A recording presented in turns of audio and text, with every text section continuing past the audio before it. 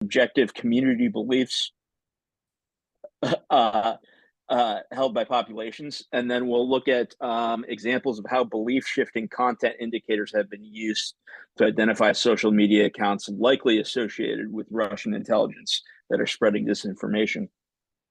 So, without further ado, I'd like to hand it over to John Fuisz. Great. Thank you very much, Trip and John. So what I'm going to do is, there's not a commercial pitch. If anyone has commercial questions, hit me up on Slack. So what we're going to do is I'm going to use 3 or 4 slides from our deck just to explain to you the type of data you're looking at. And then we're going to jump into a Russia data from last year from the Dugin assassination, just because I think it's absolutely fascinating. And then we're going to jump into the data that we just pulled last night and just processed about an hour ago. So you're the first people that will look at the data from last night out of Russia. So here it goes. Feel free to interrupt at any time, ask any questions. Not supposed to just be me talking.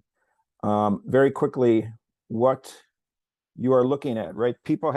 There's 3 different realities, right? There's objective reality, the world that would exist without humans. There is subjective reality. That's the reality in your head. You can believe in Santa Claus or not, it's not going to make him actually come to pass. Then there's intersubjective reality, right? Community beliefs. Think laws, think money, right? Nation state concepts, etc. Those shared beliefs transcend us individually, right? And so those shared beliefs, though, are tied to individuals. When intersubjective beliefs conflict, and right, you can't find a way to make them live in harmony, that's where you have conflict. So what we're doing is measuring intersubjective belief. The way it's working right now is people are recruited onto a panel, data gets processed, and then we actually upload them onto our dashboard. So what you're looking at is data from actual Russians who are interacting with a marketing tool, right? They think they're not aware of the purpose. They are compensated. They remain anonymous, but they're not aware of kind of where the data is going. So this data has been bouncing around Europe and is safely back in our hands this morning and processed from last night. The question set we're currently running in Russia, let's just take a super quick look at that. It's dealing with 16 different topics right now. So we're pulling data on consumer spending, threat of COVID, unemployment, energy security, Western companies returning, Western goods being purchased, domestic protests, foreign acts of terrorism. So that would be a Ukrainian act of terrorism inside Russia. The special military action resolving, the war spreading, nuclear weapon use, chemical weapon use, relationship with NATO, US, Canada, and Ukraine. So that's what we're looking at. These are the same question sets we were running last year when Dugin was assassinated. Each question you can think of, that's the Russian people's confidence that that event will in fact occur within the next 6 months. It's a running window and it's belief. I'm not going to tell you that this is the be all and end all of data. This is the type of data that really needs to be mixed in with your existing analysis. Most traditional social media scrubbing, etc., is getting attitude data. It's not actually getting belief, right? But culture is a combination of attitude plus belief. And as people's their ability to concentrate, right? As that's been decreasing over the years, their reliance upon belief has been increasing. So that's why your AI models are breaking sooner, et cetera. So belief is becoming a dominant factor. So here we're tracking, this is July 18th, 2022 through September 5th, 2022. The black line is consumer spending. You'll see that that stayed relatively, an upward trajectory and was relatively constant throughout that entire time. Purple line is foreign acts of terrorism. Blue line, will the war resolve? Yellow is chemical weapon use. Red is domestic protests, so domestic inside of Russia. And green is nuclear weapon use. And you'll see when, the Russians, the blue line, war in Ukraine resolving, they were relatively optimistic at first, I think, thinking they just walked through, and it was subtly decreasing. When Dugin gets assassinated, it pops up. what really pops up was that purple line, foreign active terrorism. Right, they were relatively confident that the FSB would protect them last year until she gets assassinated, and then it pops up. What was interesting is we also collect free text entries on each one of those questions, and it was the cognitive dissonance that assassination interjected into the Russian population. It was really something to see. So you have this one comment here. Get rid of this so I can see it. The situation in the world is incomprehensible. It's difficult to say whether the special operation will stop or not. Right? Because up until that point, the Russian narrative was Ukraine is Russia. Right? We're liberating our own. And when their own then were killing their own, they couldn't comprehend it, right? Which was actually an opportunity last year to interject offensive messaging into Russia to start to take control of the narrative. So I just think this was just dumb luck. We just happened to be in there for another purpose. It's just super, super interesting in terms of data collection. This is old data as well. This just gives you a sense of nuclear weapon use, right? This was Poland we were pulling data out of last year, up in that 25% line. Russia, then we were July to August, we were actually running in Russia, Ukraine, and Poland. Poland had the highest fear of nuclear weapon use. Ukraine, was below that. The Russians, they're always in that 15% or below. They're not seeing nuclear weapon use as high. Largely, I assume it's because the concept of nuclear weapon use is really a narrative being used to scare the West. It's not really an intentional, a real threat inside. I have an example of hunting Russians, but I want to play with the Russian data first. So we collected the data. It's coming out as a percentage. So this is the last 3 weeks in Russia, this March 23rd, that's this morning, in terms of what's moving. So what could have impacted the data from last week? We certainly have Putin's visit to Ukraine, to Mariupol. We have the Chinese visit, and we have protests in France. In terms of how did this week actually impact what the Russians were saying? Get rid of that. What you'll see is it really hardened them. They got very negative on purchase of goods, right? They're starting to pull away from the West. You saw this decrease. You saw this decrease. Anything less than 1%, we say is neutral. So chemical weapon use, we're going to say is neutral for the week, that there's no material change. They certainly got more pessimistic in their own economy, and they definitely now see themselves as aligning with China, as that's the future for products. Neutral on unemployment, no real change there. Energy security, I think it's that feeling of isolation. I mean, the narrative that Putin worked this week definitely worked. I mean, he definitely rallied the population around him and has definitely pivoted this from a special operation to a war. A war is against all your national, your individual, your population. And so he's essentially now has relatively successfully, I think, now convinced everyone who's left that they are in a war, which means their lives are at stake. We saw that somewhat dramatic drop in Western companies returning, right? That just definitely turned pessimistic. The desire even to purchase Western goods declined. Domestic protests also declined, right? FSB amping it up. This is now a national issue. It's a war against the individuals, against the Russian population. And they are certainly now less likely to protest to the extent they ever were. But you can see it's been a declining trend for the last 3 weeks as Putin has really kind of worked that narrative and is locking up his base. Foreign active terrorism also declining as they're feeling more comfortable knowing that that nationalist sentiment is really being fomented right now inside Russia. Ukraine war resolving, special military operation resolving, also down. Right, there's no hope with that visit to Mariupol. Reinforced that Russia is not leaving, that they intend to stake their claim, especially in the southern part of Ukraine. I'm going to show you some comments too that I thought were really interesting because the narrative has changed in that regard.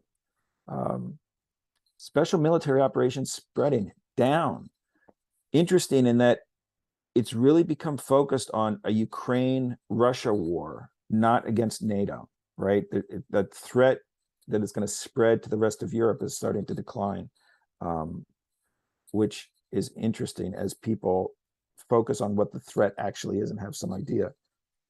Nuclear weapon use popped up this week. Had been going down, not alarmingly so, but it is, right? People inside Russia are seeing the use for potential weapons, nuclear weapons. I think that's the hardened armament shells with the depleted uranium. There's one or two comments on that. I'll show you. That's what they are. That's what internally Russia is considering nuclear weapon use. Chemical weapon use is down. And then you see it was just a horrible week for any future relations with any of NATO, US, Canada, or Ukraine, all just more or less tanked.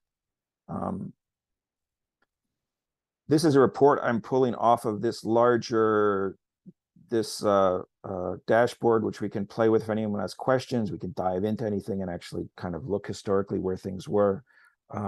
This is just a bar chart of how things were going. Comments that the system has extracted from the free text entries that I thought were interesting. It's the rise of China.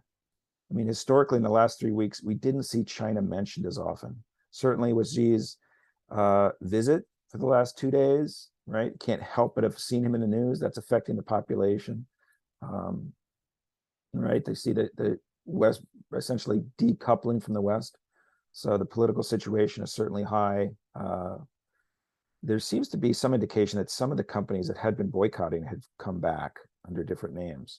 Now, whether that's true or not is another issue, but there certainly is a belief inside Russia that some of the Western companies are back through different channels. But China is really seen as replacing that right now.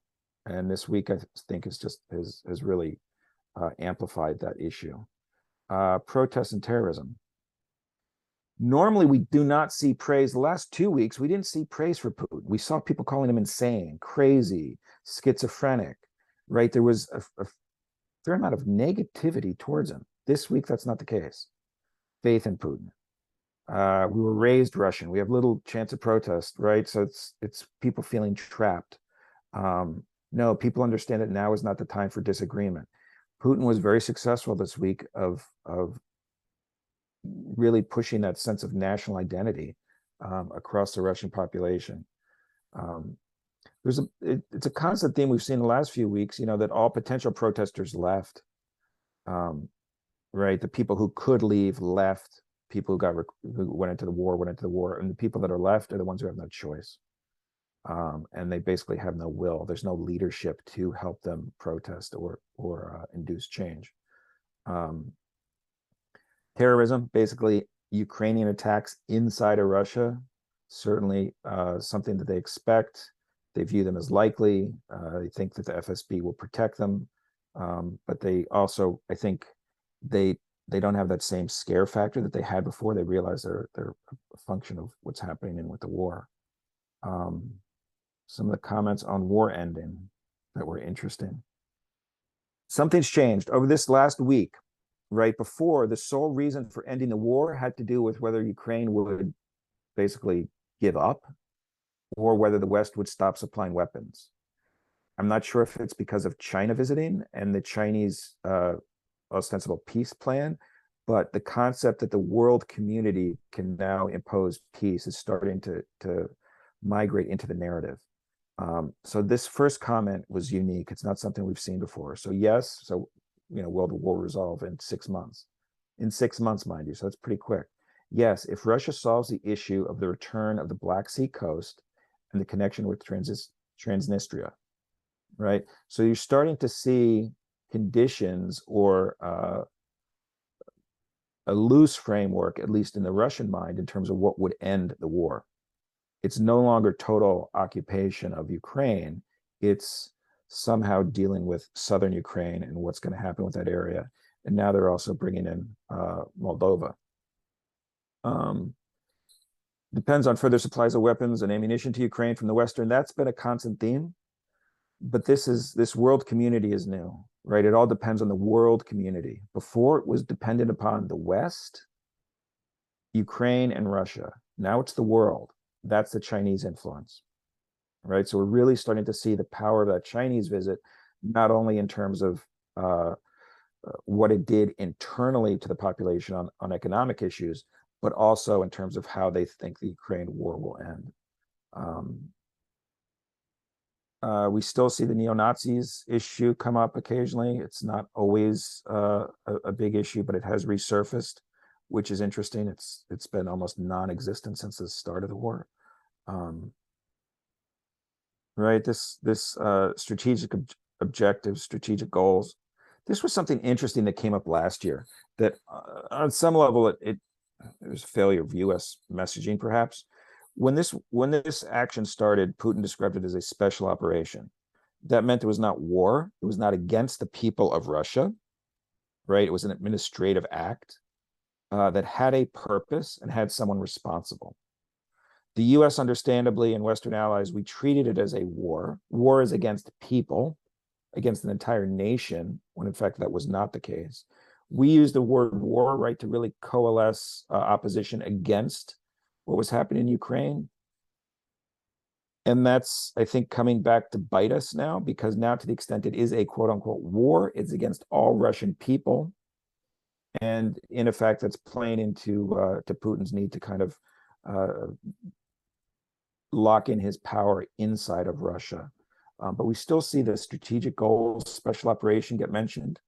That combined with the reference to the Black Sea coast as being the issue, you're starting to see where they see the end and what the focus is. Nuclear weapon use, just because everyone likes to know if we're going to blow up.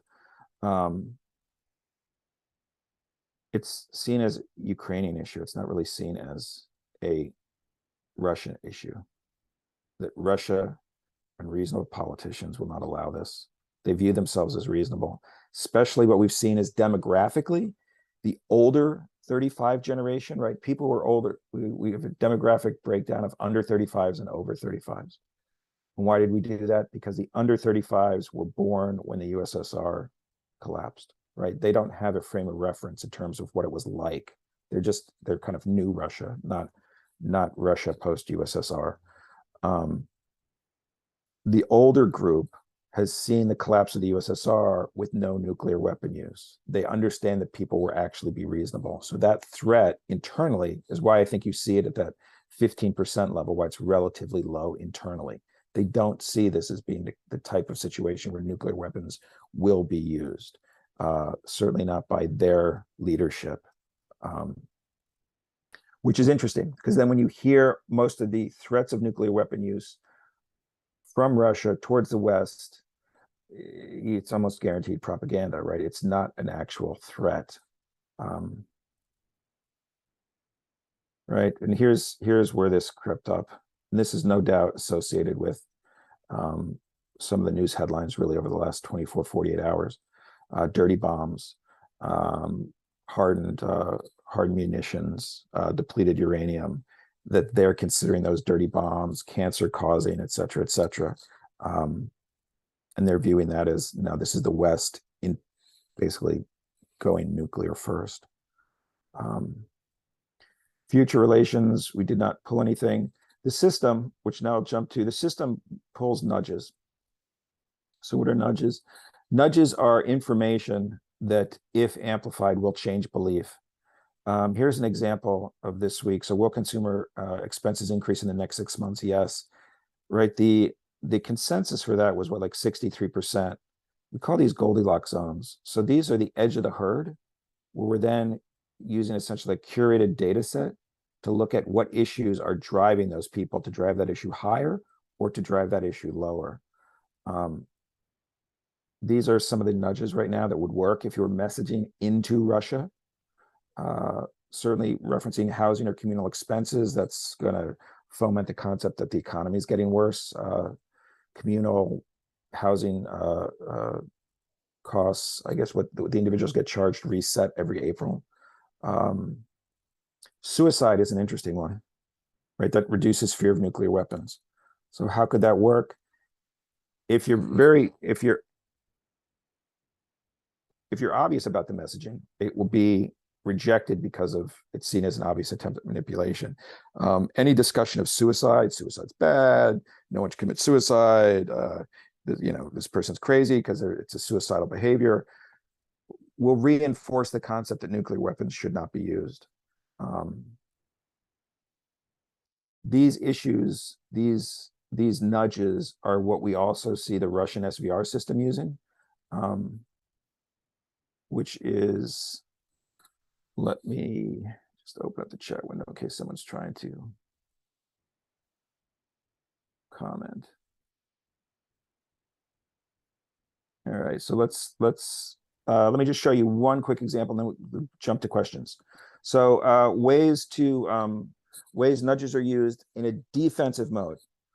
So this was data pulled out of Poland, July 26, 2022. Coal was a negative nudge.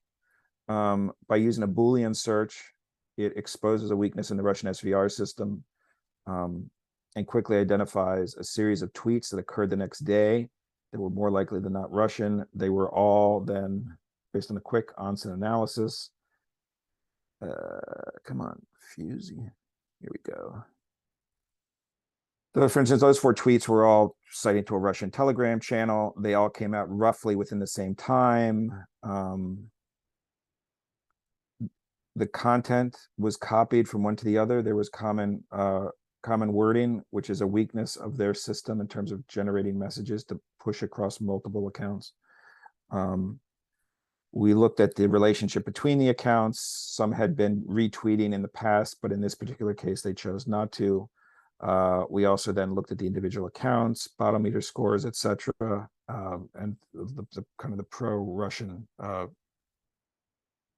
vibe of it. So those have various uses. Let me deal with one of the questions in the chat. Feel free to interrupt or ask questions. So here's the question: how does this data compare to Levada results or similar topics? And how do you overcome tool bias and population conditioning in responding to polls with insincere responses out of fear? A very good question. So the system that we're using is actually a modified Delphi method. We're using a forecasting wrapper, right? So these people are the forecasting tool is used by IARPA originally. IARPA was using panels of 25 to achieve 95% accuracy with respect to the forecasts. We're using panels of close to 200 people. Accuracy on the forecast is about 99.8%. That does depend, though, in terms of the demographics from who the data is sourced from. This data is all coming from let me go back. Essentially, it's coming from Moscow and from St. Petersburg. We track that when we pull the data in terms of the basic demographics, so that we know we have a good split. The forecasts themselves are very accurate. I'm not really in the business of selling forecasts because it's really the week-to-week change, right? So it's really this change that's the important part. Whether or not 64 is truly an accurate number, I really don't care. It's the relative change in the forecast week to week.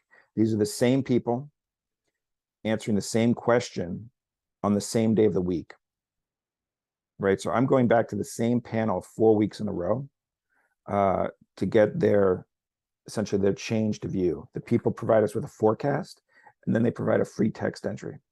So the consensus has been moving up. It's the same group of people, right?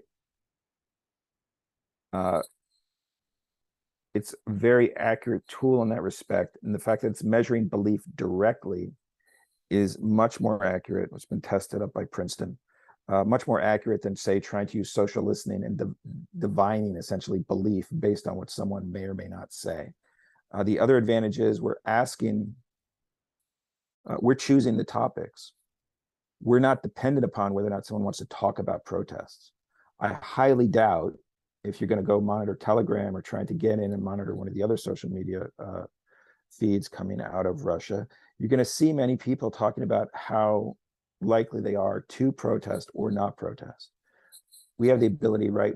We're actively choosing the topics, selecting the demographics we're going after, and then extracting the information from that group. Much more accurate than polling. Not even close. A poll at best, what, 664 people plus or minus 2 with a 90% confidence level is actually a plus or minus 7. You can't measure small differences in change, right? That's just not possible. The other issue is this data is fresh. I mean, you're seeing data from under 24 hours ago.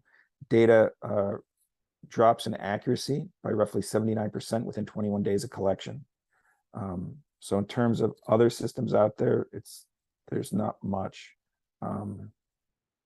Next question. Because much of the underlying issues with trauma and post-traumatic stress disorder come from difficulties with the experience of reality and the challenges with processing and integrating reality with belief. Is there potential for this tool to flag the degradation of collective cognitive resilience? Yes, I mean, we've used this tool on mental health issues. I mean, I can give you some examples, but I don't want to jump into commercial stuff too much away from the Russian data. But I will hit you up later on that. Other question. Representative of the St. Peter's and Moscow subset, generally educated middle class versus majority of Russians without access to the internet. Yes, 100%. Can we account for them? We can try and grab data, but this tool does have a limitation that we need people to either have phones or computers. All right, so can we go to far Eastern Europe? We can try. The question is whether I can get a sample size out of there that's meaningful, that's large enough. The reality is, though, the tool is really trying to determine what's happening with leadership. And the concept, more or less, is similar to kind of the Kaizen approach in Japan, right? Everyone on the factory floor sees something. Everyone on the factory floor has a sense of what's going on, right? So we really did want to keep the most of our data coming around, coming out of and around from governmental institutions, right? Because those are the people, even if they're not in the government, they're seeing what's happening in the coffee shop. They're seeing what's happening on the street. They're getting a sense, right, in the bars. They're getting a sense of what's out there, which is really what's happening here. Nuclear weapon use, 17% chance, 16.94% chance. Highly unlikely. There's actually a 16.94% chance that nuclear weapons would blow up, right? That's would be 1 in 5. It's not, we're not 1 in 5 chance is really not realistic. This is just what people believe. The way I tell people to kind of look at this data, think about a hurricane hitting Miami. If people believe there's an 80% chance of the hurricane hitting Miami and you do not leave, your conduct is considered the oddball, right? If it's 20% chance and you've left, you're considered the oddball. So this is really giving you a baseline for what the community as a whole is thinking is going to happen, because that's directing, they're acting based on what they think is going to happen, not based on what's actually going to happen. Is there any value using the GDELT database? Yes, absolutely. Something like this could be, and hopefully one day will, shortly be layered in with the other database sources, because I think that's where the true power of some of this data comes out of, is looking at belief data, what people believe will happen, versus social media, versus other intel, versus other data feeds, to get a much more robust picture of what's happening, especially when trying to develop narratives, right?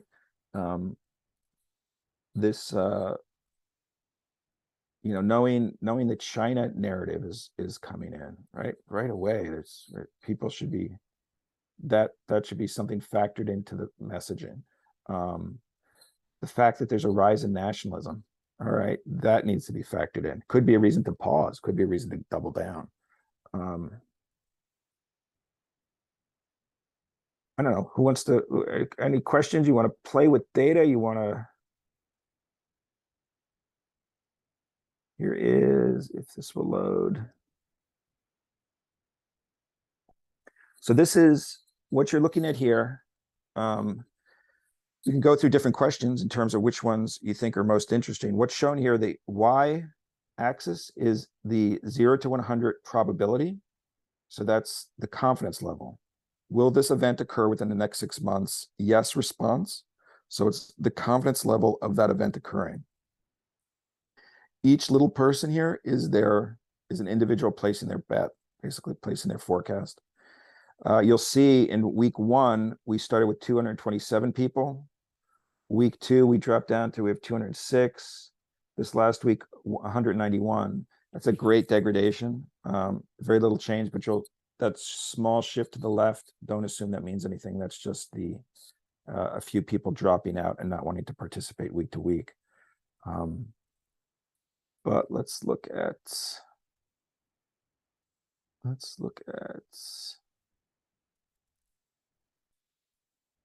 internal protests.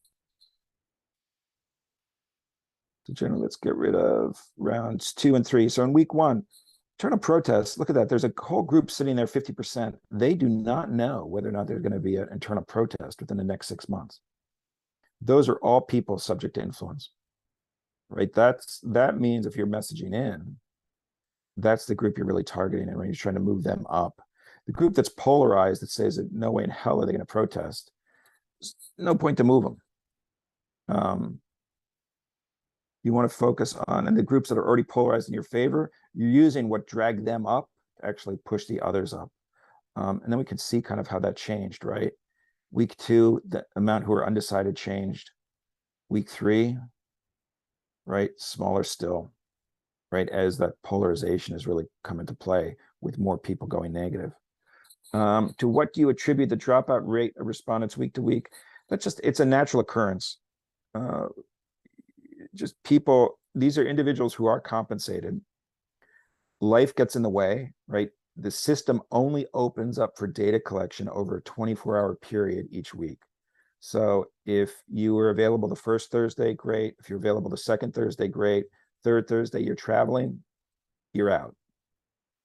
We may include you in the 4th week if we really need you, but that's just, there's a natural attrition rate that we find that every country has in terms of how many people are willing to stick with us for the 4 weeks. We've run this up to 6 weeks, which can work if people are really hanging with you. 4 weeks seems to be the sweet spot. So when we run this in the US, when we run it in Europe, various places, we always use that 4-week panel rotation right now. When we set a new panel, we'll often invite the people who are in the first panel back, get as many of them as we can, but we'll also open it up with some fresh people. Let me protest. Let's leave that all up. We have a question from Rand Walsman. He wants to know, who do your panelists think the questions are coming from? They don't know. They are recruited by a normal market recruiting company. And for us to get into Russia right now, we're bouncing the system that's actually collecting data is sitting over in a NATO country somewhere. And it's being bounced in through the 1 or 2 vendors that still have access to that market. The individuals think they are just interacting with the kind of an anonymous market recruiting company, which is why we will always have questions that also have a business component. That Verifex has a commercial side as well as a government side. So there's an interest, the same data for both parties. So Western brands re-entering, right? That could be Excellent. for right? That could be for Volkswagen, right? That stays, that has to stay, quite frankly, away from the panel members. Because if the panel members know you're doing a data pull for Nike, you're gonna get biased answers. How much are they paid? It varies, right? It varies based on the location. They are paid much higher than minimum wage, put it that way. Panel member costs are the highest cost to run the tool because the rest of it is software. They are paid very well though, which is what encourages it to come back. At the end of we basically pay them for each week, and if they've made it all 4 weeks, we give them a bonus. And those can be substantial. So it's in their interest to stay with us throughout the entire time period.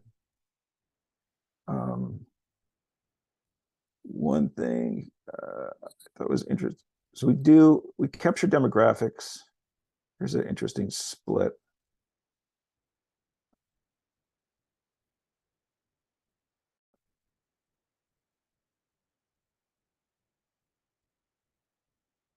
This is question 7. Will there be internal protests in the next 6 months? This bottom chart here, blue is under 35s, right? You're seeing only a few people at that 50% level. The younger kids, right? They maxed out. They were really against protests in that first week that we were there. Drone gets shot down, fewer people, right? I got one person, one under 35 that's even undecided that could be manipulated. A bunch have jumped up to their protests because there was a mobilization, but it really polarized younger kids. Not much place to move. And then this week, right, it stayed almost the same. There's really not much change. So it's interesting that under 35 generation is much different Russia from the over 35s in terms of how they're viewing the war and how they're reacting. Are they paid in cash? I don't know how they're paid actually, because we pay the market recruiting company, who then in turn pays them. So we collect no PII. The individuals stay blind essentially to us. We have to make sure that we can cross borders, so we're not carrying any information about individuals. We cannot influence individuals. We can only influence populations. Under 35 is considered the group that can be influenced. And it's actually, I'd say they're polarized, under 35s. It's the people who are sitting at the 50% line that are people who can be influenced. So it would be this group right here, just because they're undecided. So if you think about it, it's the low-hanging fruit. They're undecided. They don't have a position one way or the other. So you can push them up relatively easily. How do we pay the marketing company? With cash? No, with wires. I mean, it's a normal transaction. They know who we are. We don't tell them necessarily who we're working for. That's not any of their business. We have multiple marketing companies into any of the countries, right? We maintain a list really based on the way the DoD is broken down. So whether we're in CENTCOM, AFRICOM, wherever, in terms of what countries we already have marketing companies lined up for, we normally maintain at least 2 different ways into a country, and we'll rotate between those panels. If we don't currently have panel access into a country, it generally takes 3 to 4 weeks to develop a panel. Once the panels start and we can get into a country, it can run essentially constantly. I don't know. We've been going for a while, and I don't want to hog all the time. So let me turn that off, and people want to. Okay. John, thank you. This was wonderful. If anyone has any questions, real quick, please put them in the meeting chat while we still have John for a few minutes, I guess, and then let's wrap up. This was wonderful. So anybody, any question, or I guess turn your microphone on and ask.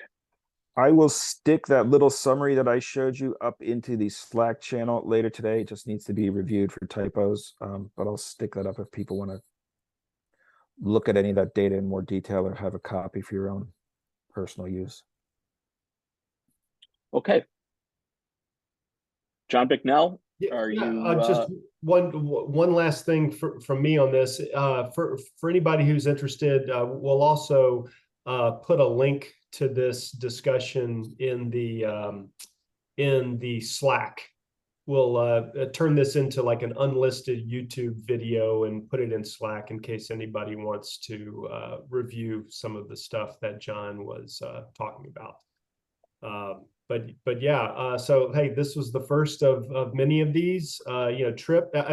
Sorry, my internet pooped out on me, and I dropped out unceremoniously. But I didn't get around to saying this, but Trip is going to be the guy who is just coordinating all of these things going forward. And so I'll just be in the background. But also wanted to publicly say a big thank you to Trip for helping to put this very first one together, and for your efforts going forward, Trip. Really appreciate it. For others of you who are still on this call, if you've got some energy and you would like to contribute to IPA in various different ways, to volunteer, we would love to figure out a way to plug you in. So if you would like to volunteer, be sure to hit me up on Slack or on LinkedIn or email or whatever, and we can figure out how to plug you in productively to the greater effort. And then finally, John Fuisz, thank you so much for what you shared today. Very relevant, obviously, to information operations and cognitive security. So thank you for that as well. Great. Let me just answer Rand's, Mr. Waltzman's last question. How do you determine whether marketing people have been compromised and are possibly feeding you bogus data? Great question. That's where we leave that error rate at plus or minus 1. We call that, if there's been less than 1% movement, we call that neutral. If you go through the data, the Russian data, there will be individuals that it's like 0 to everything, 100 to everything. Putin's great. Any one individual can only affect the data a very small amount. So that's built into that error range, under the assumption that we have a few people that are just answering kind of BS answers. But the system is designed to not really be subject to having its data compromised. Unlike social media, where you can have, it's too easy to load the system up with fake data. They also don't know who we're going to, which is why Russia hasn't been able to stop this data feed, because it's in so quickly and then basically shuts down. Right, it only is open for a very small period of time each week, and the individuals who Russia essentially has to find an individual that the marketing company has contacted and compromise them. And it's I can't say it couldn't happen. Chances of it happening though are very low. Great. Okay, John Bignell, I think that's a wrap. I think we nailed it. All right. And all right, cool. Yeah. Thanks everybody. John. I'm sorry. Yeah. Great job. We plan on doing these about once a month. If there's enough demand, we can maybe look at doing it more often than that. We might start splintering these off into like communities of excellence, where you've got brown bags that are devoted to AI and ML, another brown bag devoted to psychology, another brown bag devoted to electronic warfare. I mean, there's a number of different subjects that we can break these out into, potentially, if there's enough demand. Be sure to let us know about all that. So, all right. Thanks, everybody.